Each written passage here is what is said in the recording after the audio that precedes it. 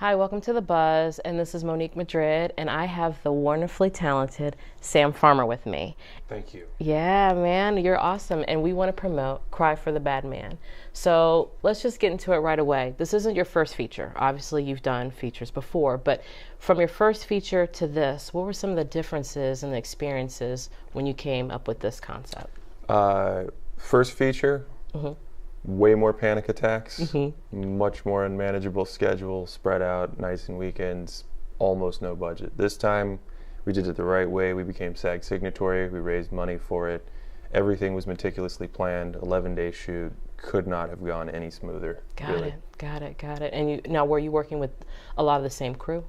No. Over the years, I've been working in production, obviously, in television and doing commercials. And a lot of the vendors that we work with at our agency, they're all friends. We all work very well together. And this was an opportunity for us to do something fun. Awesome. You know, to take them from the world of doing basically healthcare commercials and things like that and say, you want to go be creative for 11 days and make a feature. So I think it was neat to get to know them and under those circumstances and do something a little more fun. Obviously, like when you pick up a camera the first time, you don't picture the rest of your life doing insurance jingles and animations that explain benefits packages and things like that for people over 65. Like, this is why you do it. So I think for everybody it was a return to this is why I got into it. Got it. Now, with this particular film, tell us a little bit about some of the influences or any films or directors. Like, how did you come up with this concept? This concept, briefly, I was working at PBS years ago as a producer, and we had pitched a documentary called Soft Target. It was about violence against women, and we spent months collecting the worst kinds of stories with the understanding that eventually we'd be able to tell these stories. And then our executive producer moved on, and he was the champion for it. He moved on to QVC. And basically, when we made the presentation before senior staff, they just passed on it. And so I had all of this like baggage of hearing these terrible stories. And about that time, I read the story of Sarah Dawn McKinley, who had been targeted, like so many of these women that we had read about here locally. But her story, you know, she ended up getting her intruder. Like, he grossly underestimated her. And I met Camille at the exact same time. So those three things converged. And I thought, well, we're going to use Camille, who's known for making men pay for their misdeeds in movies. Got it. Take all of this bad mojo that we've picked up and just have this movie be sort of a catharsis kind of thing for that.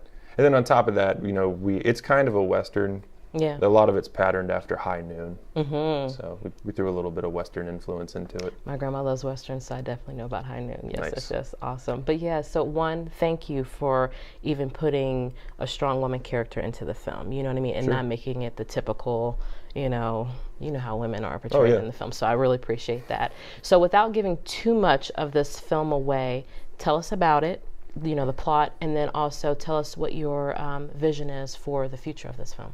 Well, the plot's really straightforward. We had the mantra, keep it stupid simple. We didn't have a lot of money, so a few locations, small cast. It's definitely set in the South. It's definitely set in Jacksonville, and there are good things about that. Sometimes there's a zen-like simplicity to the way people think, and other times it's a proud sort of ignorance. And so I think that the film, you'll see these three guys that really want this piece of land that this old widow's on. Got it. And we wanted Camille to appear kind of the way you see Clint Eastwood in movies nowadays. It's almost like the older that he gets, the more dangerous he seems on film. Like, you don't want to mess with the old guy who just wants to be left alone. But acknowledging that in society we don't often see women that way. And Camille's character in the film is definitely a woman with a past that's sort of vague, but we hint that there's more to her that they don't know about, and that they've grossly underestimated her when they step to her like that. And much like High Noon, you know, she spends that as the clock's counting down and she knows that the threat's coming back. She asks for help from her family, from law enforcement, from her community, and they all think she's crazy not to take this huge amount of money and just go. And that's something that was a central plot point to High Noon, is that they're all asking the marshal, "Well, you were just going to move away anyway. Why don't you just leave and avoid this conflict?" And so ultimately, it comes down to she has to face it on her own.